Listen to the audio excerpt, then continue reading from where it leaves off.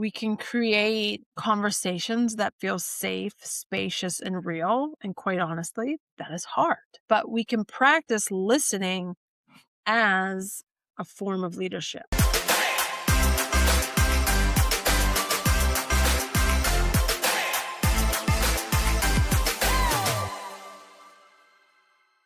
Welcome back to another episode of Integrated Being. I felt pulled to talk about lately. I've been noticing something in conversations that I cannot unsee in my own life and really in the broader tone of where I live. We are talking more, but listening less. People are quick to land on certainty, quick to defend, quick to assume intent, and curiosity is fading.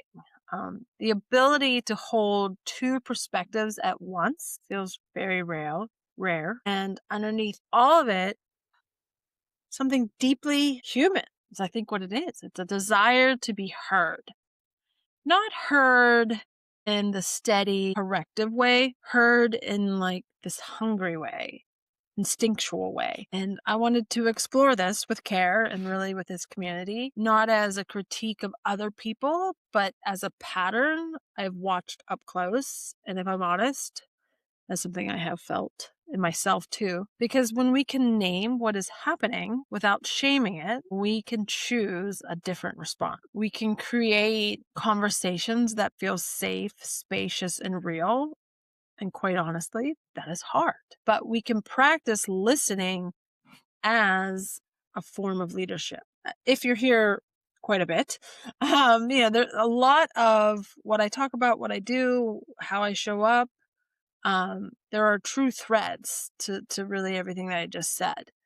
And so, again, there's this basic need for humans to be seen. Think about the child development, think about the adult, to feel understood and to know that their presence matters. And we do a whole lot in our lives to really move away from that. And I believe that that need is sacred, and it's what makes us human, and it's what makes love so profound and able to move mountains. So I believe we're living in a moment. And I guess underneath all of it, I know something quieter, but powerful, right? This need is not truly a character flaw. I think it's like a nervous system signal. Like there's a coping strategy. It's a protective part that steps forward when we feel unsure, unsafe, or unseen. And when the hunger is driving, that's when conversations stop happening. Like you stop sharing or understanding. So when you see a speaker that is trying to feel steady, and the room is present, there's a tone shift, right? But if you see a speaker who may not be steady, there's this space within a room where, that safety like narrows. Kind of hard to talk about without specifics, but I think we all could agree on this like essence. And what I think a lot of us do is find ways to pull ourselves out of that discomfort, being in, be it going shopping or consuming something that may be not necessary, or reducing the urge through recreational, activities that bring harm to ourselves. And so, I think there's such power in knowing what that feeling is that I just want to talk about it. So these moments, these dynamic moments, show up in ordinary spaces, a family conversation, a public interaction with a stranger, and the moment can be quite simple. But when someone begins talking, you can feel this urgency, and the story gets bigger and the details get sharper, and there's this energy there. It's this invisible demand to like require one to stay with them, to validate them, and don't question them or do not look away. A lot of times that energy makes people get quiet. They become careful. They start managing the moment instead of participating in it. They withdraw.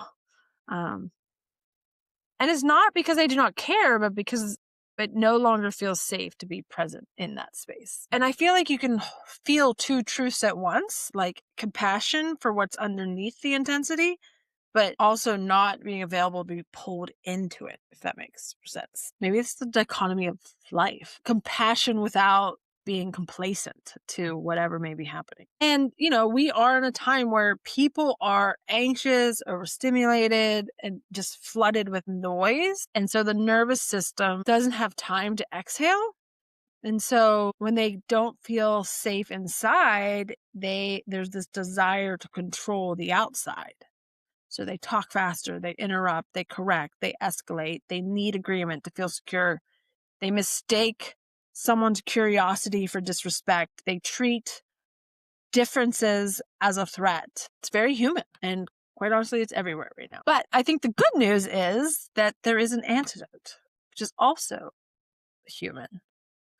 And when I say human, it's what our core capabilities and differentiation from other beings, animals around, is our ability to listen. And so not passive listening, not performative listening, real grounded, regulated listening that creates that safety. And that's a lot harder said than done. And I think we don't talk about enough. So I guess wanted to share the power of how active listening and being present for those that are feeling the chaos, the anxiety, and the overwhelm. And, with everything going on, this simple idea. But like you could see signs in others, and sometimes even myself, is like when you're talking to feel steady, not to just share, right? Like you don't have intentions to the share. You're just talking to fill the void.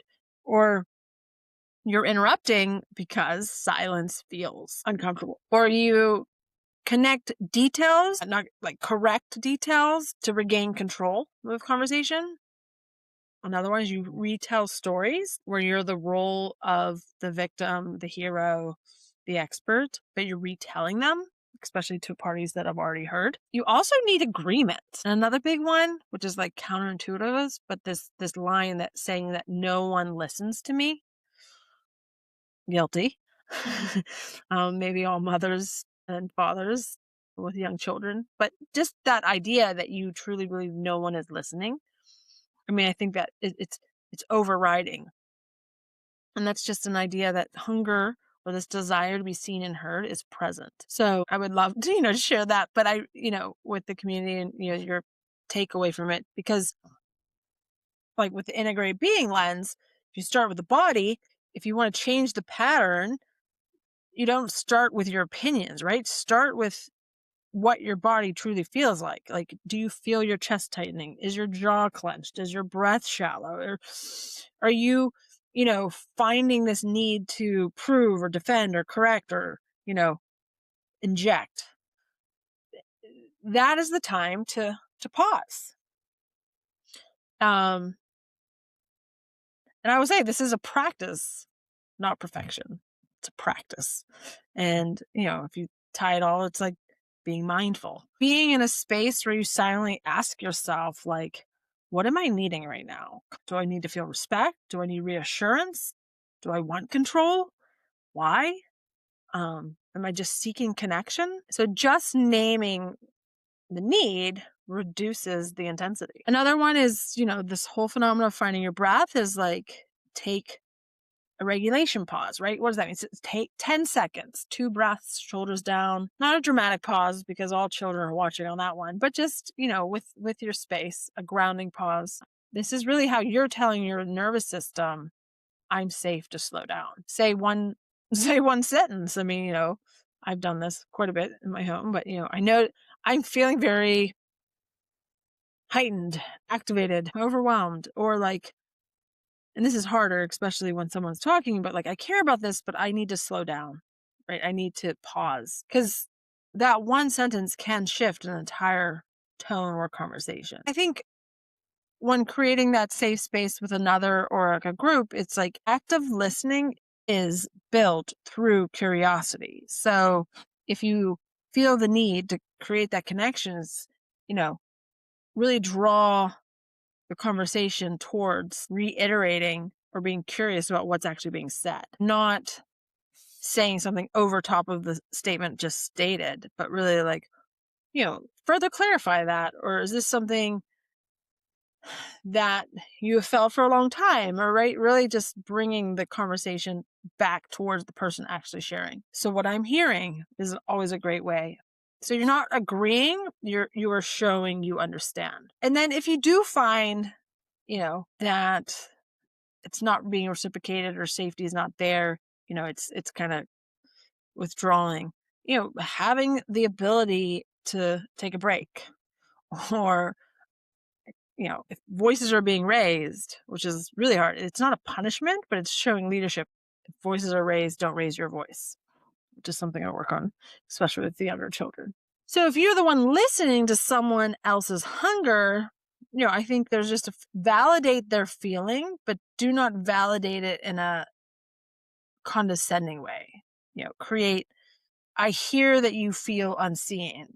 I want to understand. I am going to step away if this becomes disrespectful. But you can hold compassion while also creating boundaries. Again, very hard to do, right?